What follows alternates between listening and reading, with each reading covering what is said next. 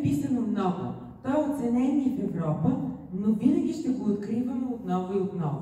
Той до днес остава неповторим и неподражаем като присъствие в българската литература. Той винаги е бил двигател на новото и негов вдъхновител. Пророчески са и думите му, които авторът на барелефа Теодосий Антонов е изписал на паметния знак. Човешкият живот ще бъде един безконечен възход нагоре, нагоре.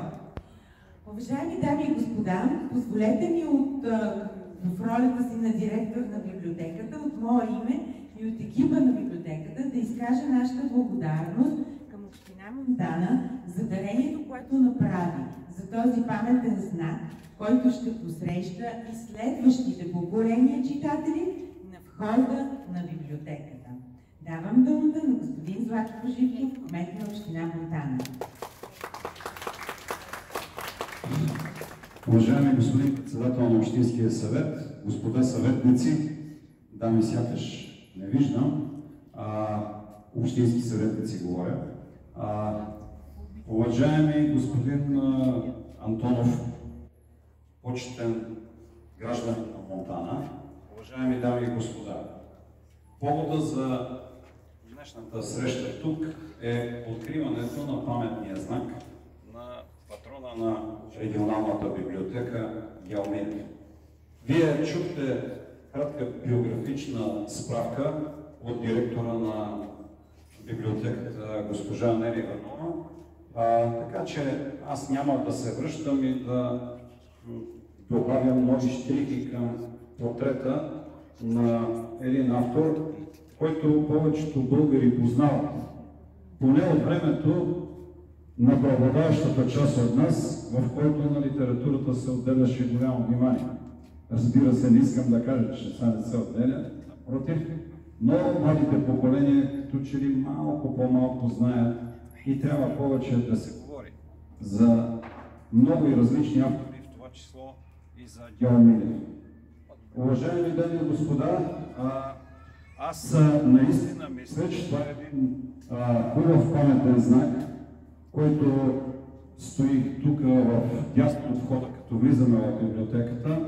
Използвам случая да благодаря на Теодосий Антонов за това нещо, което е направил и което ние днес откриваме. Всъщност, най-големият празник за нас, които имаме отношение към тази голяма сграда, най-голямата обществена сграда в Монтана, в центъра, това е мястото на драматичния театър, на кукления театър, на библиотеката. Може би най-важната новина за вас, които обичаме Монтана и променяме Монтана заедно, е факта, че сред 6-те държавни сгради, които имат желание да бъдат променени, да, както казва Любо, мога да говоря и без микрофона, 6-те сгради, които имат нужда да бъдат променени, общината вкарва в следващия период 4 годишния, между които са всички поделения на полицията, на пожарната, на жандармерията, на архива, на многопрофилната болница. Но на първо място започваме с драматичния театър. С тази сграда, пред която в момента се намираме. Необходимо е следващата крачка, следващия дъх на тази сграда след толкова много години наистина е необходимо да бъде променена и това, че е държавна собственост, за съжаление в последните десетилетия като че ли малко повече ни пречеше, защото не можеше да отговорим на изискванията за сериозни ремонтни дейности. Сериозни ремонтни дейности нямам предвид няколко хиляди лева. Затова на последното си решение на Общинския съвет подписах договора интегрираните териториални инвестиции по плана за възстановяване и развитие на българската държава. Имаме проект с Враца за 100 милиона, между които както автобуси, така и всичките тези сгради, които изброих преди малко, но в този ред, в който сега завърших. Ще стартираме първо с драматичния театър. И с цялата тази огромна сграда, която се нуждае от сериозно опипане, както е била 40-50 години, най-вероятно така ще бъде и в следващите 50. Използвам случая да благодаря на всички вас, които сте съпричастни, които сте свързали живота си с развитието на това дело. И за това смятам, че днешния повод е един хубав знак за огромната част от вас, които сте хора на писмото, които сте хора духовни и които всичките работите в едно поле, в което е необходимо, за да има народната свяст и да може наистина поколенията да знаят, че живота не започва с нас и слава на Господа няма да завърши с нас. Това е, може би, най-голямата ви заслуга на всички пишещи, които виждам тук, и на всички хора, които работят на това поле. Трябва да пазим нашата идентичност, заслужават си усилията. Дългите години ме научиха, че усилията си заслужават и аз се радвам, че вие сте от хората, които имате най-голям досъг, госпожо Иванова, обръщам се към вас, целият екип на регионалната библиотека, който е в пряк контакт с всички поколения читатели на територията на нашата община, а както е известно, понеже е регионална и на целия регион. Благодаря ви за усилията, които полагате за това наистина да бъде един дом, който се посещава, който е открит, който е отворен и който ще продължи да бъде такъв.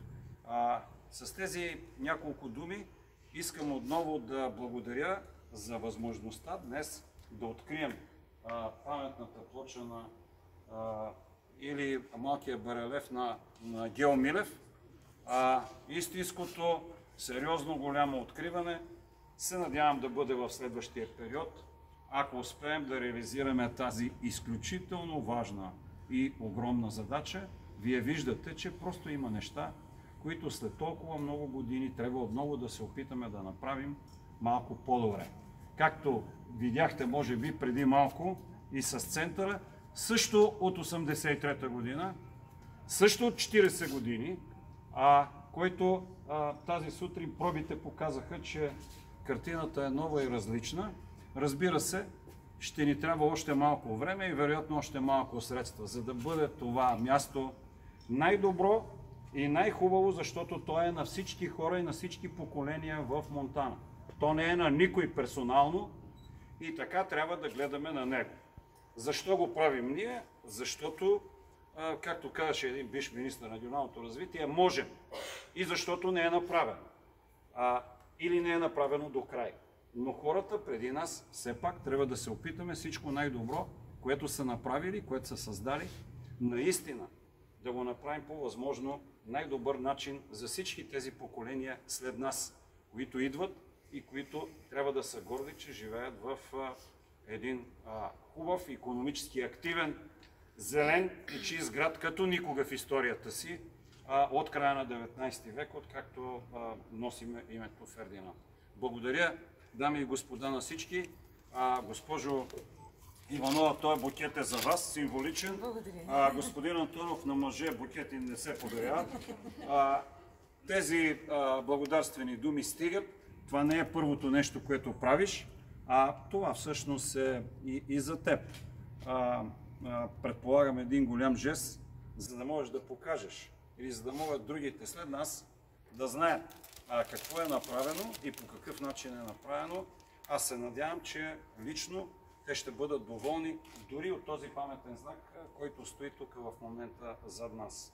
Използвам случая на всички вас днес да поздравя с големия християнски празник Кръстовден.